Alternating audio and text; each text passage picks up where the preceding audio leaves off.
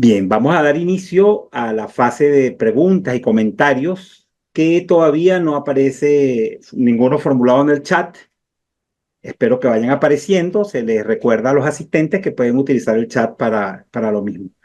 Mientras ya aparece la primera pregunta por acá, comentario, hay una pregunta muy personalizada que hace Gustavo Majano para saber dónde está trabajando en este momento como investigador el doctor Fabio Capra.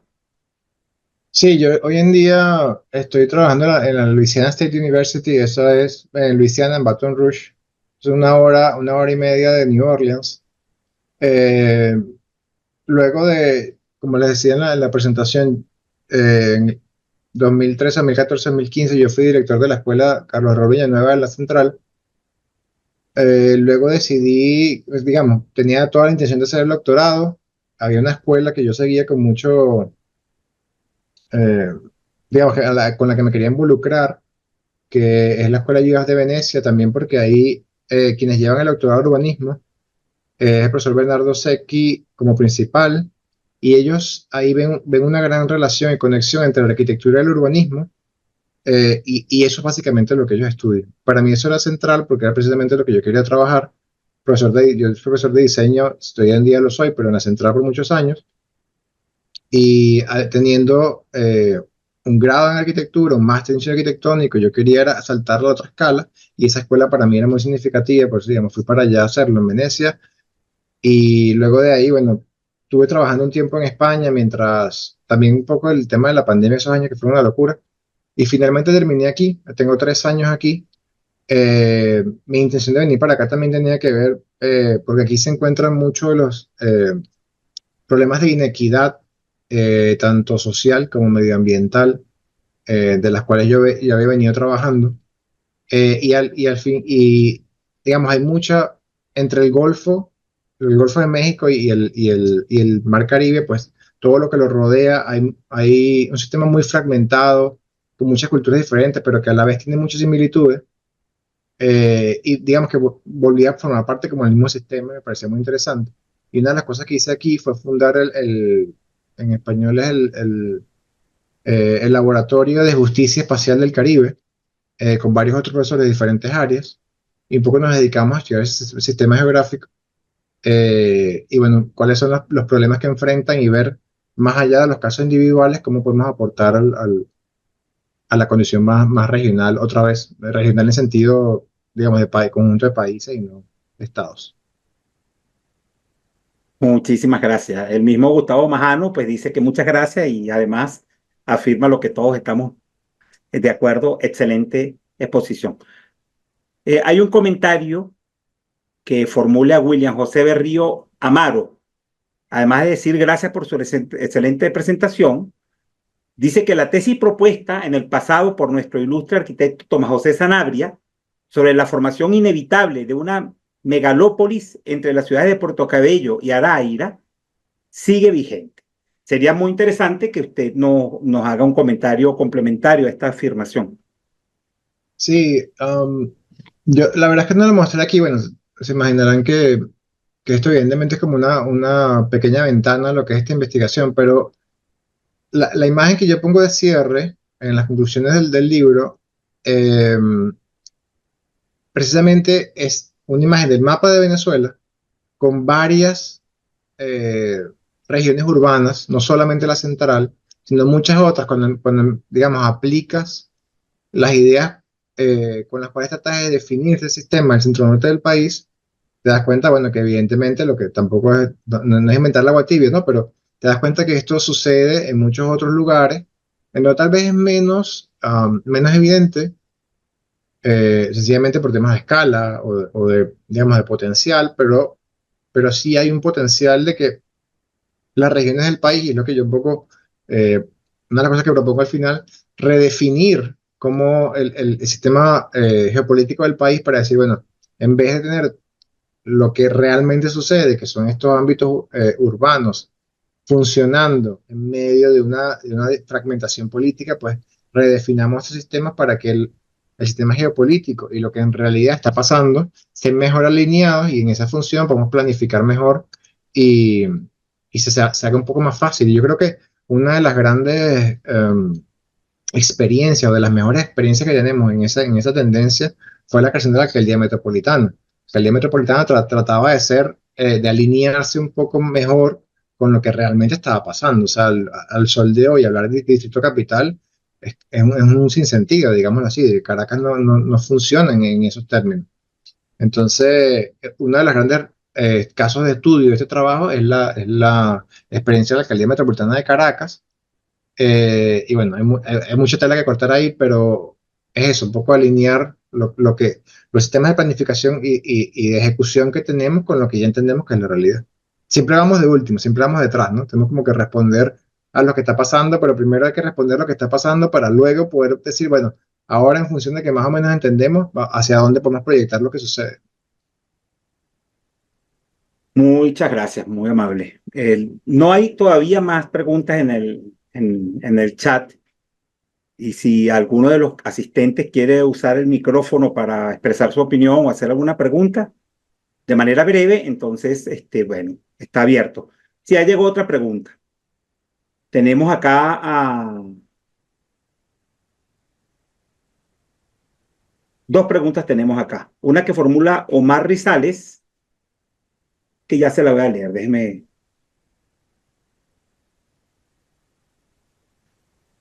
Dice, excelente exposición, profe. Todo lo expuesto nos da como conclusión que no hay ciudad sin planificación. Sin embargo, ¿cómo hacer que en el tiempo se aplique una gran descentralización y el crecimiento de las nuevas metrópolis, que esto nos lleve al futuro desarrollado, a un futuro desarrollado, tomando en cuenta todos los problemas de base que ya tenemos? Sí, creo que la segunda parte de la pregunta es clave, ¿no? Todos esos problemas que ya tenemos. O sea, creo que lo más importante, yo se lo mostraba al inicio, que uno de los temas sobre los que yo me utilizaba como un marco eh, para hacer este trabajo es esa heterogeneidad, ¿no? De cada caso. Entonces, creo que una cosa importante es precisamente eso, es entender que somos diferentes a muchas cosas que están pasando a nuestro alrededor más inmediato, ¿no? Así como hay similitudes, también hay grandes diferencias y eso hay que ser consciente. El tema de la descentralización, evidentemente que es otro de los aspectos que se trata muchísimo en el trabajo y, digamos, uno de los grandes culpables o a los que se le apunta como un gran culpable de muchas de las cosas que están pasando en el país es el tema de la centralización, no solo de poderes, no solo de poder económicos, no solo de poder político, sino de poder económico, de, del tema de infraestructura, de todo, digamos. En la historia de Venezuela, sin importar lo que líderes y etcétera podrían decir de la boca para afuera, siempre hubo como ese refuerzo a las mismas, o sea, pocos casos, pocas ciudades a donde se hicieron las grandes inversiones, porque es muy llamativo darse cuenta que aunque los planes nacionales hablaban de esa colonización del sur, era una bandera vacía, o sea, al final luego el dinero todo iba para el mismo sitio donde iba siempre. Entonces, eh, la descentralización es un asunto pendiente, sin duda, pero, o sea, la única cosa que puedo aportar un poco más concretamente a la respuesta es la idea de la coordinación. O sea, ver, ver que tantos diferentes actores de diferentes áreas eh, señalen como único camino posible a la coordinación, lo que significa es que no vamos a seguir adelante con un gobierno. O sea, no importa qué gobierno lleve adelante las riendas del país, si eso no está coordinado con universidades, con iglesias, con otros organismos de liderazgo y de construcción de país, la cosa no va a funcionar o no va a ser suficientemente fuerte. Entonces, esa es la conclusión que yo puedo sacar un poco más científicamente. Lo que a mí me lleva a pensar es que las posiciones extremas van a tener poco, o sea, tendrían poco lugar en virtud de construir algo que sea sólido y que se mantenga en el tiempo. Parece que los que puedan hacer conexiones y acercarse y hacer cosas juntos son los que realmente podrían beneficiar y construir una solución más permanente. Muchas gracias. Yajaira Freites dice así.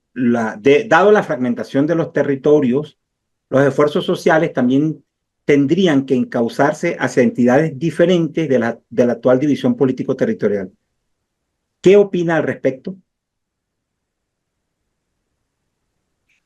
Sí, un poco lo que comentaba como imagen de cierre del libro, que no la puse aquí. Eh, también les mostraba esa idea como de urbanización muy individualista, ¿no? Como de sector privado colonizando una parte de un parque nacional y con eso, o una zona protegida y con eso siendo un montón de edificios de apartamentos porque se permite y porque consiguen la manera de hacerlo y después desaparecen y ya está, y ese problema quedó ahí. Entonces, eh, digamos que un poco le decía que la región también había crecido por sí misma, ¿no? Que había una falta de liderazgo enorme. Sí, evidentemente que la idea de lo que pueden hacer las comunidades o de abajo hacia arriba, ¿no? Lo que puede hacer la población para contribuir a, a esa nueva idea o esa idea diferente de lo que es un ámbito territorial de este tipo, es importante, pero eso pasa generalmente, bueno, pasa por un par de cosas, pero una de ellas es la educación y otra es la fiscalización. Es decir, una cosa es, primero, hace falta tener una bandera, es decir, una dirección y decir hacia dónde queremos ir. Queremos ir hacia un país de esta naturaleza. Y luego ser capaces de, a través de la educación, hacer llegar esa idea de país a todo el mundo o exponerla a todo el mundo, que se expongan las ideas al debate y entre todos la podamos nutrir y, y participar, ¿no?, de esas decisiones. Y luego el tema de la fiscalización, que es que, bueno, ese típico chiste de que los venezolanos en Venezuela hacen desastre, pero cuando están afuera se portan bien. Bueno, es que no se portan bien porque están afuera, se portan bien porque si afuera te ponen una multa. Entonces, ese tipo de cosas, en Venezuela, digamos, el control, o sea, el que había se perdió y es un desmadre, ¿no? Entonces, evidentemente que necesitamos una cosa, un sistema que diga, bueno, si tú actúas dentro del marco de convivencia, pues bueno, genial. Si tú actúas fuera del marco de convivencia, pues de alguna manera tienes que retribuir a la sociedad el daño que has hecho. Entonces, creo que es importante eso, pues. Es importante que haya una visión, que se haga llegar a todo el mundo, que se debata, que se nutra, y luego, bueno, que haya un sistema que diga si las cosas no funcionan, pues hay que hacer algo al respecto. Muchas gracias. Tenemos a Jorge Romero que, que pide su opinión o qué nos puede recomendar cuando comparamos el actual punto de vista tradicional con que se está viendo al urbanismo y lo queremos relacionar con la visión del urbanismo sostenible.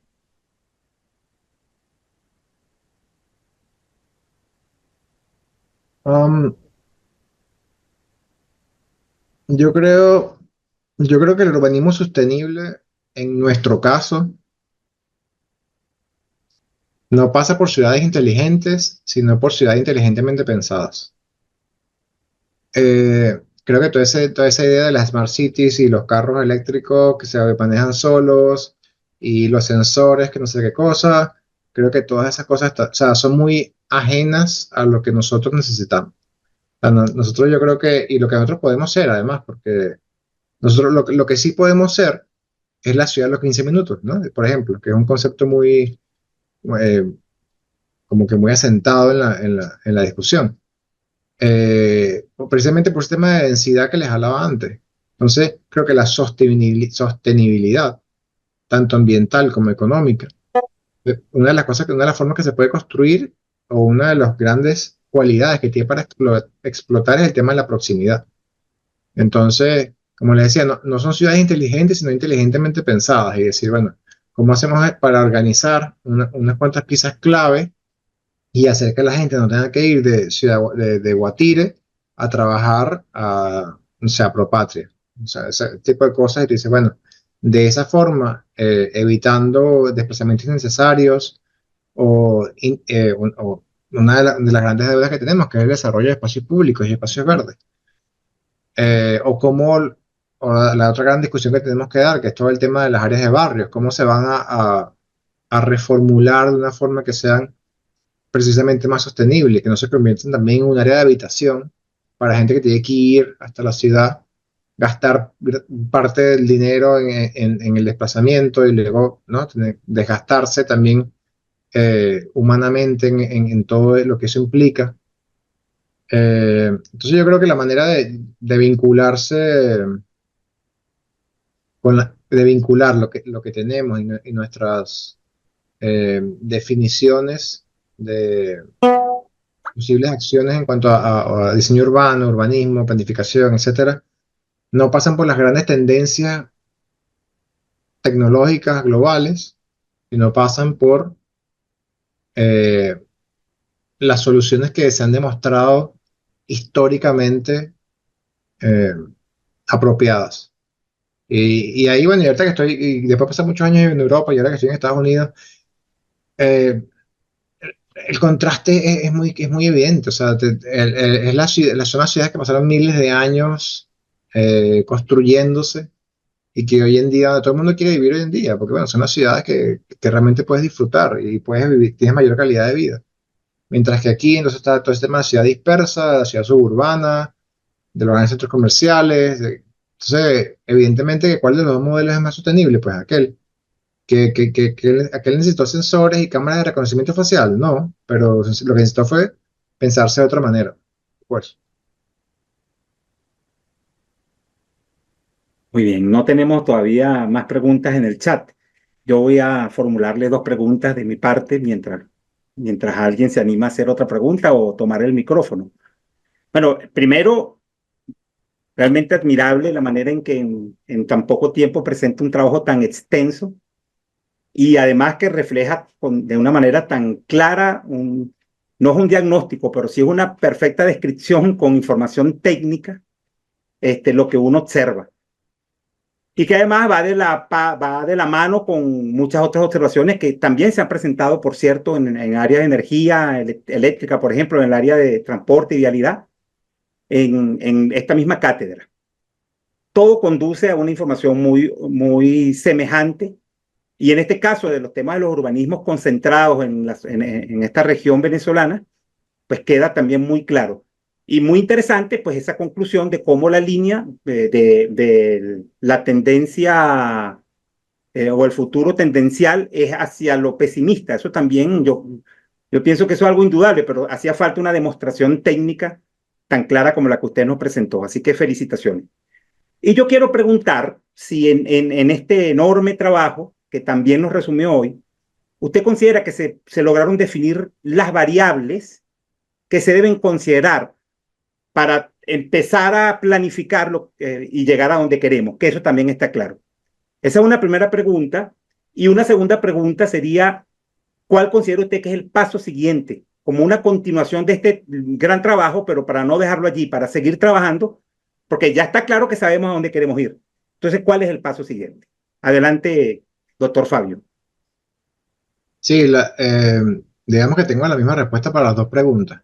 Eh, Porque, a ver, ¿qué es lo que yo quería? Inicialmente, lo que yo quería hacer era, luego de haber analizado la situación actual, la historia del país, etcétera, etcétera, contar con las opiniones de personas externas de diferentes áreas y construir una planificación que, a menos desde mi punto de vista, construyera una línea y decir, bueno, deberíamos ir hacia allá, o podemos ir hacia allá de esta forma, o deberíamos seguir estos pasos. Pero claro, digamos que se me trancó el serrucho relativamente rápido cuando me di cuenta que lo que nos faltaba lo anterior. Nos faltaba precisamente, primero, saber qué podía pasar, hacia dónde podíamos ir. Y por eso ese título de la condición incierta, porque esa fue como una de las primeras grandes reflexiones con las que yo me di al principio, digamos, choqué al principio de este trabajo. Pensé, no encontraba, aunque como les dije, después del trabajo lo encontré, o creo que lo encontré, pero al principio me parecía que la situación era tan caótica y decía, o sea, ¿cómo hacemos para diseñar una línea que diga, bueno, tratemos de ir hacia acá, si no saben hacia dónde pueden ir las cosas? Entonces, el, como le decía, pues faltaba el paso anterior a la planificación, que era la construcción de esos escenarios de futuro y decir, oye, estas son las cosas que podrían pasar en el país. Entonces, bueno, estos escenarios tienen estas características, estos otros tienen estas características. Entonces, bueno, a partir de ahí, decir, bueno, queremos apuntar a que este sea el escenario que se materialice. Entonces, bueno, ahora vendría la planificación y decir, bueno, cómo, y es el cómo, ¿no? Ese digamos que es el qué o hacia dónde, pero el cómo llegar sería evidentemente el paso inicial. Entonces, tenemos las variables para la planificación, sí y no. O sea, el trabajo aporta, hace lo que yo considero un gran aporte, que es en esa idea de construcción de escenarios de futuro y demostrar coincidencias, etcétera, etcétera, lo cual sería muy nutritivo para un trabajo de planificación. Seguramente no sería suficiente, o al menos eh, podría ayudar muchísimo para una primera etapa de desarrollo más conceptual de esa planificación, pero que luego debería verse nutrida, porque al fin y al cabo, digamos, con mucha gente que estuvo involucrada, al fin y al cabo es un esfuerzo, fue un esfuerzo personal, y esto requiere, digamos, de un esfuerzo institucional, ¿no? Uno de los mejores ejemplos es Brasil, que hacen desde el gobierno desarrollan método Delphi, donde involucran a cientos de personas de todo el país casi anualmente. Entonces, bueno, en función de eso se van perfilando y construyendo hacia dónde creen que va el país, y en función de eso van planificando y tal, tal, tal. Entonces, un poco esa sería la escala en la que yo creo que se debería trabajar. Una de las piezas eh, que fue una de las grandes pérdidas, o bueno, no decir pérdidas, pero bueno, está muy debilitado el tema del CENDES en la Universidad Central, que era una de las piezas claves en pensar el futuro del país, y bueno, en función de todo lo que pasó evidentemente y todo el acoso de la universidad, pues eso también se ve muy debilitado, pero esas son instituciones que hacen falta en donde se den, digamos, el debate interdisciplinar necesario para poder construir una planificación de ese tipo. Pero sí, o sea, sí creo el trabajo aporta algunas de las variables, pero faltan seguramente todavía, sobre todo lo que más falta son información cuantitativa, porque evidentemente es la más difícil de conseguir en el país. Y luego los próximos pasos a partir de ahí sería realmente tratar de diseñar esa planificación y decir, bueno, ¿cuáles son los pasos? De aquí a 5 años, ¿qué vamos a hacer? De aquí a 10 años, ¿qué vamos a hacer? Tratando de tener un norte más o menos claro y decir, bueno, como les dije, hay mucha coincidencia en ese hacia dónde queremos ir. No estamos muy seguros hacia dónde vamos, no estamos tan claros hacia dónde vamos, pero estamos muy seguros hacia dónde queremos ir. Entonces eso dice mucho y decir, bueno, si es hacia allá que queremos ir, vamos ahora a trabajar en función a cómo llegar allá. Pero lo que decía al principio es que yo, aunque yo quería hacer el cómo, me tuve que echar un paso para atrás a definir el qué, y evidentemente, bueno, este ciclo, todo este trabajo, digamos, se acabó ahí. Eh, y también, bueno, no seguí, digámoslo así, en otros espacios, como en este en el que estoy ahora, con eso mismo, porque, digamos, un trabajo individual en ese sentido es un poco en vano. O sea, ahí es lo que motiva, hace falta el ejercicio institucional y una cosa que realmente involucre un equipo de personas y que pueda trabajar en una cosa más realista, ¿no? Que no sea solo la exploración académica de lo que yo creo que debería ser. Muchas gracias. Perfecto, muy completa la respuesta. De pronto, en el laboratorio que fundó por allá en Estados Unidos para estudiar estos temas regionales, se puede involucrar a algunas personas de acá, Venezuela, que a lo mejor pueden ir, si se consigue algo de recursos, a hacer el doctorado y continuar con esto, respondiendo estas preguntas.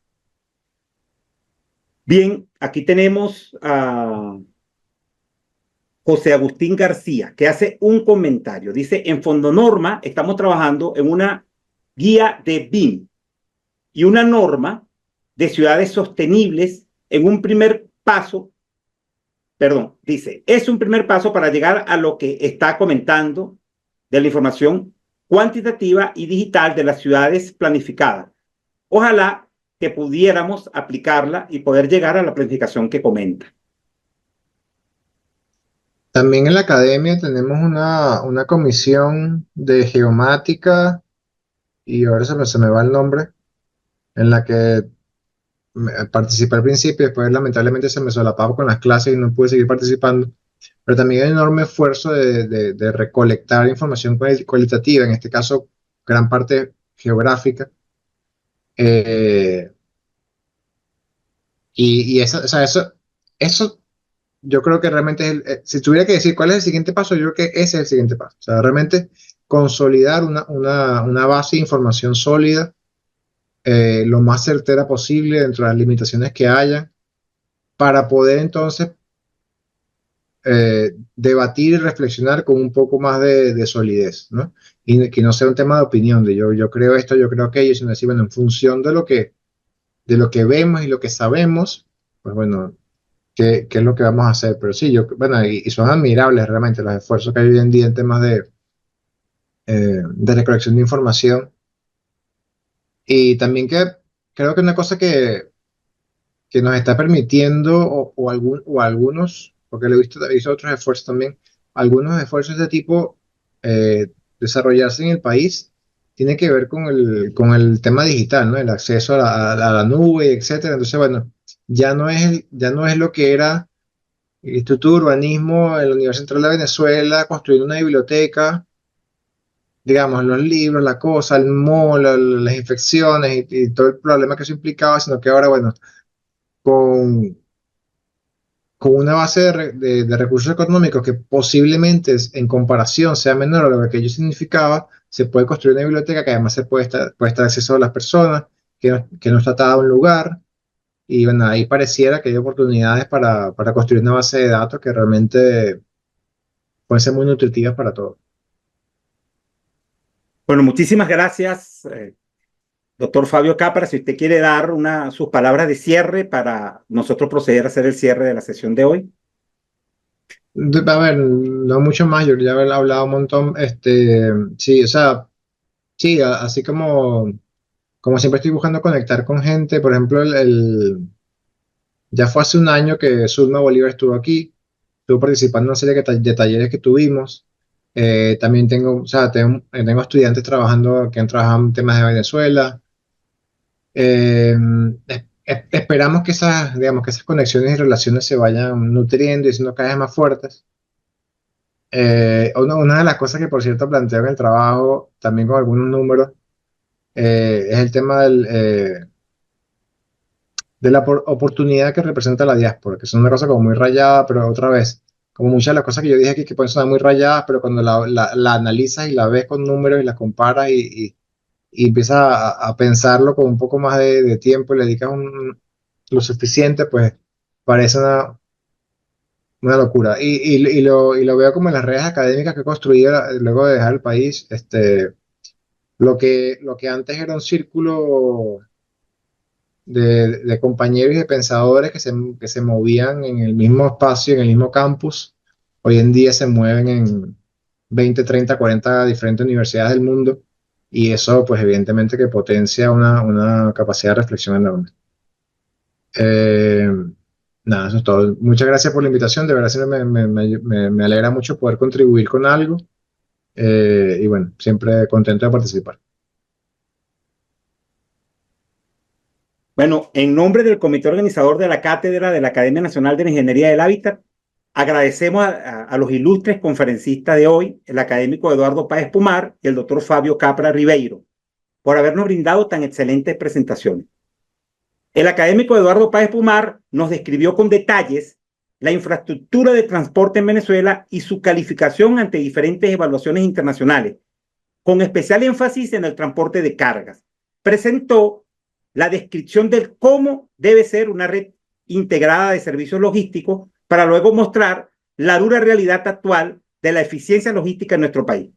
Planteó el trascendental tema de las posibles mejoras a la infraestructura de transporte, estableciendo la importancia de mejorarla al menos al nivel promedio de otros países de mediano ingreso. También nos habló de los posibles caminos a seguir, considerando casos aplicables a nuestra infraestructura, donde mostró que las asociaciones público-privadas son buenas alternativas. Y finalmente habló de la logística 5.0 dentro de la era digital y de las nuevas tendencias y tendencias futuras en servicios de transporte y logística. Y el doctor Fabio Capra considerando los tres temas centrales, gobierno, infraestructura y medio ambiente, y su impacto recíproco, describió y analizó las variables determinantes que caracterizan el fenómeno de la urbanización regional en tres ciudades del centro norte venezolano, como lo son Caracas, Maracay y Valencia, cuyo análisis es pertinente para toda América del Sur y otros países de la región. Su desarrollo concluyó en una investigación, incluyó una investigación documental, entrevistas semiestructuradas, metodología Delphi y un total de 40 expertos de diferentes disciplinas, construyendo una visión integral de la situación. Ha sido una gran jornada, muchas gracias a los asistentes y les queremos recordar que estas ponencias, la discusión, serán colocadas en el canal de YouTube de la Academia. El próximo lunes 3 de junio se continuará y se va a dar cierre al módulo 3, Transporte, Ciudades Inteligentes, con las siguientes charlas: Ciudades Inteligentes, Experiencias, a cargo de la académica Lorraine Giraud, y la gestión de la ciudad inteligente y sostenible, tecnología, gobernanza y eficiencia, por parte de la doctora Zulma Bolívar. Los esperamos el próximo lunes 3 de junio. Muchas gracias a todos. Gracias. Hasta luego. Hasta luego. Hasta luego. Hasta luego. Gracias por todo. Hasta la Aquí están próxima. saludando Hasta desde luego, Panamá, desde Mérida. Qué bueno. doctor Romero. Saludos de Panamá también, colega Jorge. Gracias, igualmente. Qué bueno. Punto fijo, Paraguaná, Estado Falcón, qué bueno. Y dicen punto fijo para el mundo, así es. Bueno, me retiro yo también. Gracias, Wandy. El próximo viernes sí habrá reunión. El próximo lunes, perdón. Ok. Tienes el Nos micrófono vemos, doctor apagado. Guañi. Efectivamente, el próximo lunes sí. Gracias. Oh, sí, Nos porque me vemos. gustaría saber para lo del examen y esas cosas. Gracias. Gracias por todo, doctor Guañi. Muy bueno todo, gracias.